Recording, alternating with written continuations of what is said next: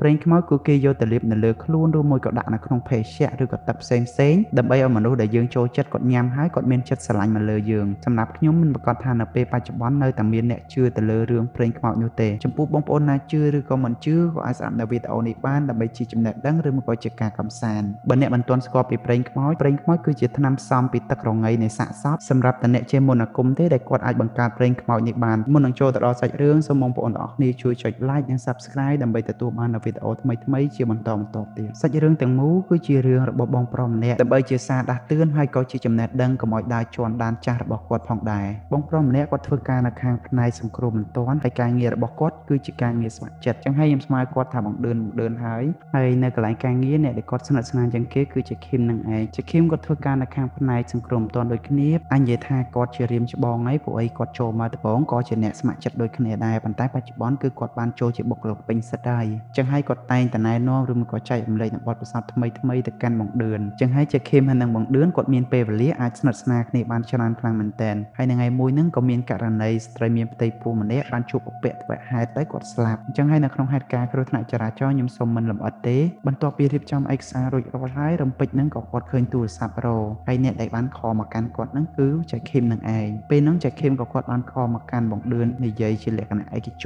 នណាពេលហ្នឹងឯងដែលជាឃីមគាត់បានបបួលបងឌឿនឲ្យចូលរួមធ្វើនៅប្រេងខ្មោចជាមួយនឹងគាត់ណាពេលហ្នឹងគាត់ក៏មានអារម្មណ៍ថាស្ទាក់ស្ទើរដែរដោយសារតែគាត់អត់ដែលឮគាត់អត់ដែលជួបប្រទាំងពួកអីនៅសម័យនេះគ្មានណាគេធ្វើប្រេងខ្មោចឬមួយក៏ប្រេងព្រាយអីចឹងទេប៉ុន្តែពេលហ្នឹងក៏គាត់គិតថាគាត់ចង់សាកល្បងពួកអីវាជាបទពិសោធន៍ថ្មីសម្រាប់គាត់ដែរហើយក៏គាត់ចង់ដឹងពីពិធីដែលគេរៀបចំថាគេធ្វើបែបម៉េចចឹងទៅពេលហ្នឹងឯងដែលគាត់បានសួរទៅកាន់ចាឃីមវិញថាតម្រូវគាត់ជួយដោយរបៀបម៉េចហើយធ្វើដោយរបៀបណាចឹងទៅពេលហ្នឹងឯងដែលចាឃីមគាត់បានប្រាប់ឲ្យបងឌឿនទៅកន្លែងទុកសពទៅដើម្បីគាត់ប្រាប់ហើយជាមួយនឹងការងារដែលបងឌឿនគាត់ត្រូវធ្វើហើយនៅពេលដែលគាត់ចូលទៅដល់កន្លែងទុកសពស្ត្រីហ្នឹងពិតជាស្រស់ស្អាតខ្លាំងមែនទែនហើយគាត់ពិតជាសោកស្ដាយខ្លាំងមែនទែនចំពោះប្តីរបស់គាត់ដែលបានបាត់បង់ប្រពន្ធជាទីស្រឡាញ់ហើយជាមួយនឹងកូនផងដែរបន្ទាប់ពីបានមើលសាកសពរួចអ្នកទាំងពីរក៏បានឲ្យលុយខ្លះទៅកាន់មន្ត្រីដែលបានជាមនៅទីតាំងហ្នឹងណាចាឃីមក៏គាត់ឲ្យបងឌឿនហ្នឹងទៅចាំផ្លូវនៅខាងក្រៅហើយគាត់នៅខាងក្នុងដើម្បីរៀបចំពិធីធ្វើប្រេងខ្មោចហ្នឹងឯងហើយរំពេចហ្នឹងដែរបងឌឿនក៏គាត់ចង់ដឹងថាតើពិធីដែលគេរៀបចំធ្វើប្រេងខ្មោចហ្នឹងដោយរបៀបម៉េចគាត់ក៏បានប្រាប់ថាកន្លែងដែលគេរៀបចំពិធីហ្នឹងណានៅខាងក្នុងហ្នឹងដូចរឿងកុនអញ្ចឹងពូលរឿងភ្លឹបផ្លែតហើយទ្វារកន្លែងគេទុកសពហ្នឹងវាបិទបើកខ្លួនឯងដោយសារតែគាត់មិនដែលជួបនៅព្រឹត្តិការណ៍ឬមួយក៏រឿងហេតុទាំងអស់ហ្នឹងណាធ្វើឲ្យគាត់មានអារម្មណ៍ថាភាំងហ្មងពេលដែលគេរៀបចំពិធីហ្នឹងរួចរាល់ណាចាឃីមក៏គាត់បានចេញមកក្រៅមកហៅឲ្យបងឌឿនហ្នឹងគាត់ចូលទៅក្នុងដើម្បីជួយរៀបចំពិធីនិងរៀបចំសពរបស់គាត់យកទៅទុកកន្លែងដើមហើយពេលហ្នឹងឯងដែលចាឃីមគាត់និយាយប្រាប់មកកាន់បងឌឿនថាចាំគាត់ឲ្យប្រេងខ្មោចហ្នឹងខ្លះដើម្បីគាត់ប្រើការអញ្ចឹងទៅហើយបងឌឿនក៏គាត់បាននិយាយអីច្រើនដែរគាត់ក៏បានរៀបចំឬមួយក៏ជួយលើកសពហ្នឹងទៅដាក់កន្លែងដើមវិញហើយគាត់ពិតជាមានវិបដិសេរីខ្លាំងមែនទែនដែលមិនគួរនឹងធ្វើរឿងទាំងអស់ហ្នឹងណាហើយរឿងទាំងអស់ហ្នឹងឯងដែលធ្វើឲ្យគាត់ចងចាំរហូតមកដល់ឥឡូវហ្នឹងឯងបន្ទាប់ពីថ្ងៃហ្នឹងមកគាត់ថាគាត់អត់ដែលឃើញចាឃីមហ្នឹងមកធ្វើការទេពីមួយថ្ងៃទៅមួយថ្ងៃគាត់អត់ដឹងថាចាឃីមហ្នឹងគាត់កើតអីគាត់មានរឿងអីហើយគាត់ពិតជាបារម្ភពីចាឃីមហ្នឹងខ្លាំងមែនទែនប៉ុន្តែគាត់អត់ដឹងថាធ្វើម៉េចណាហើយរហូតទាល់ទៅដល់សប្តាហ៍ទី2ទើបចាឃីមហ្នឹងគាត់បានខលមកកាន់បងឌឿនណាដើម្បីឲ្យបងឌឿនហ្នឹងគាត់ទៅយកប្រេងដូងហ្នឹងប៉ុន្តែគាត់អត់ចង់បានប្រេងដូងហ្នឹងទេពួកអីអ្វីដែលគាត់ព្រួយបារម្ភខ្លាំងគឺអត់ឃើញចាឃីមហ្នឹងគាត់មកធ្វើការពួកអីគាត់តែងតែបារម្ភអីអ្នករួមអាជីពឬមួយក៏រួមការងារជាមួយគ្នាពេលចប់ការងារគាត់តែងតែទៅញ៉ាំអីជុំគ្នាឬមួយក៏ចែករំលែកនៅបទពិសោធន៍ជីវិតជាមួយគ្នាអញ្ចឹងទៅពេលហ្នឹងឯងដែលចាឃីមគាត់ប្រាប់ឲ្យបងឌឿនហ្នឹងទៅកាន់ផ្ទះរបស់គាត់ដើម្បីទៅយកប្រេងដូងហ្នឹងហើយនៅពេលហ្នឹងដែរបងឌឿនក៏គាត់មានអារម្មណ៍ថាចម្លែកអីដែរគាត់ក៏ទៅយកប្រេងដូងដូចធម្មតាអញ្ចឹងណាហើយនៅពេលដែលគាត់ទៅហ្នឹងគាត់ក៏បានទិញអីយកទៅញ៉ាំហើយជាមួយនឹងស្រា2-3ដបអីទៅញ៉ាំជុំគ្នាអញ្ចឹងទៅគាត់ថាកំឡុងពេលដែលគាត់ញ៉ាំជុំគ្នាហ្នឹងគឺសប្បាយខ្លាំងមែនទែនដូចគ្រួសារមួយអញ្ចឹងណាហើយបើអ្នកអត់ដឹងទេអាចថាអ្នកទាំងពីរហ្នឹងជាគូស្នេហ៍អញ្ចឹងទៅពួកអីមើលទៅគាត់ស្និទ្ធស្នាលខ្លាំងមែនទែនតែតាមពិតគាត់មិនមែនជាគូសង្សារអីគ្នាទ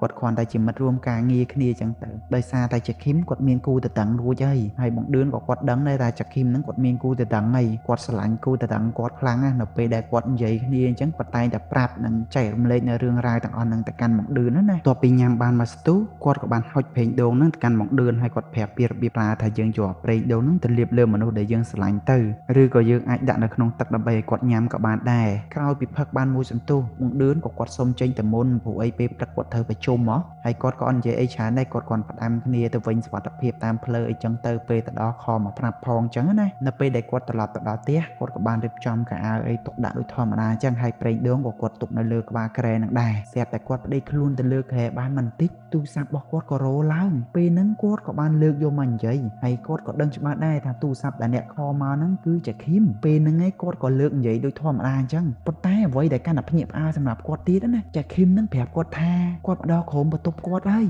អ្វីដែលគាត់មិននឹកស្មានដល់ហ្នឹងគឺគាត់ទៅតែមកដល់ផ្ទះចាឃីមមកដល់ក្រុមដែរនៅពេលហ្នឹងឯងដែលធ្វើឲ្យគាត់រៀងស្រឡាំងកាំងដែរណាប៉ុន្តែអ្វីដែលកើតឡើងបន្ទាប់កាន់តែធ្វើឲ្យគាត់តក់ស្លុតជាងនឹងទៀតនៅពេលដែលចាឃីមចូលមកដល់បន្ទប់របស់បង្ដឿនណារំពេចនឹងទំនាក់ទំនងរបស់អ្នកទាំងពីរហ្នឹងគឺផ្លាស់ប្ដូរថ្មីតែម្ដងហើយគាត់ក៏បានបន្តទៀតថាចាឃីមហ្នឹងគាត់បានលួចស្រឡាញ់យូរហើយតាំងពីពេលគាត់ចូលធ្វើការងារតពងហើយឥឡូវហ្នឹងក៏ចាប់ផ្ដើមមានតំណែងល្អប្រសើរអញ្ចឹងទៅពេលហ្នឹងចាឃីមក៏គាត់ចូលមកអោបបង្ដឿនគាត់ក៏ចាប់ផ្ដើមវាយឡើងជាមួយគ្នាអញ្ចឹងទៅហើយកំឡុងពេលដែលគាត់ប្រតិបត្តិការហ្នឹងណាអ្វីដែលចម្លើយសម្រាប់បង្ដឿនខ្លាំងមែនតែនពេលដែលគាត់សម្លឹងមើលទៅមុខរបស់ចាឃីមហ្នឹងដូចជាស្ត្រីដែលបានជួបបដិវត្តហេតុហើយស្លាប់នៅមន្ទីរពេទ្យដែលគាត់បានធ្វើពិធីព្រេងខ្មោចបងប្អូនចាំអីចំណុចហ្នឹងគឺដូចបេះដាក់តែហ្មងពេលហ្នឹងដែលគាត់សុំចាឃីមសម្រាប់បន្តិចបន្ទាប់មកគាត់ក៏ចាប់តាមបន្តទៀតប៉ុន្តែអ្វីដែលគាត់បន្តហ្នឹងវាមិនមែនជាលើកទី1ទី2ទី3វាច្រើនដងណាពេលហ្នឹងដែលគាត់អស់កម្លាំងខ្លាំងមែនតែនហើយគាត់ក៏បានបដិសេធគាត់ឈប់ហើយគាត់លេងបន្តទៀតហើយប៉ុន្តែរំពេចហ្នឹងគាត់ស្រែកយំខ្លាំងមែនតែនធ្វើឲ្យបង្ដឿនគាត់ព្រឺក្បាលហ្មងទោះជាបង្ដឿនគាត់ប្រឹងនិយាយយ៉ាងណាក៏គាត់នៅតែបន្តយំរហូតដែរគាត់យំរហូតពេលហ្នឹងឯងដែលបង្ដឿនគាត់ដាច់ចិត្តគាត់ប្រាប់រឿងរ៉ាវទាំងអស់ណាគាត់ថាប្រេងខ្មោចដែលចាឃីមឲ្យមកកាន់គាត់ហ្នឹងគាត់បានលួចដាក់ទៅក្នុងស្រារបស់គាត់ចឹងហើយគាត់គិតថាចាឃីមហ្នឹងអត់បានស្រឡាញ់គាត់មែនទេ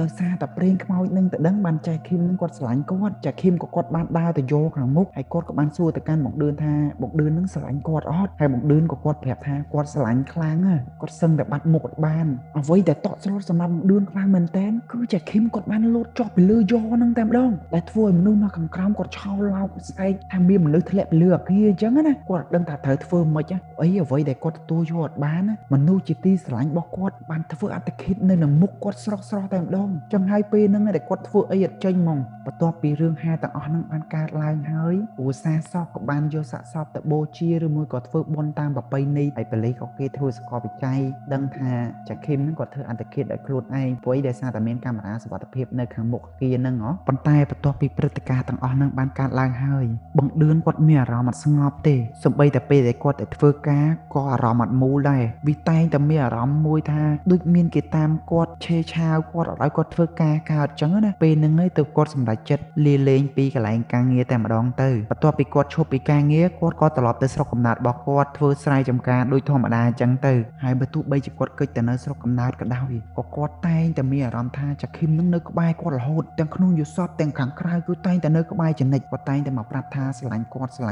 ល់ថ្ងៃដែលធ្វើឲ្យគាត់មានអារម្មណ៍ថានឿយហត់ខ្លាំងមែនទែនជាមួយនឹងរឿងទាំងអស់ហ្នឹងណាដែលធ្វើឲ្យគាត់សឹងតែធ្វើអត្តឃាតខ្លួនឯងតែម្ដងហើយគាត់ក៏តែងតែគិតថាទាំងអស់ហ្នឹងប្រហែលជាកម្មផលដែលគាត់ត្រូវទទួលប៉ុន្តែអ្វីដែលគាត់ចង់ប្រាប់កាន់យើងទាំងអស់គ្នាហើយក៏ជាសារមួយដាស់តឿនទៅកាន់អ្នករាល់គ្នាកុំឲ្យជាប់ពាក់ព័ន្ធនឹងរឿងទាំងអស់ហ្នឹងណាមិនថាសម័យណាក៏ដោយព្រោះអីវានៅតែបន្តមានហើយក៏កាន់តែសាហាវជាងមុនទៅទៀតហើយបងប្អូនយើងទាំងអស់គ្នាខ្លះក៏បានឮនិងបានដឹងខ្លះពីបញ្ហាទាំងអស់ហ្នឹងប៉ុន្តែអត់ដែលជួបប្រទះហើយក៏ជាសារជាចំណេះដឹងមួយទៅកាន់បងប្អូនយើងដើម្បីជៀសផុតឆ្ងាយពីរឿងរ៉ាវទាំងអស់ហ្នឹងណាព្រោះអីបើសិនជាបងប្អូនយើងជឿទៅលើកម្មផលតែយើងប្រព្រឹត្តល្អទទួលបានល្អប្រព្រឹត្តអាក្រក់គឺទទួលបានអាក្រក់ចឹងហើយបងប្អូនអរគ្នាកុំភ្លេចជួយចុច like និង Subscribe ដើម្បីជាកម្លាំងចិត្តមកដល់រូបខ្ញុំបាទផលិតនិងចែករំលែកនៅវីដេអូថ្មីៗជាបន្តបន្ទាប់ទៀតសូមអរគុណ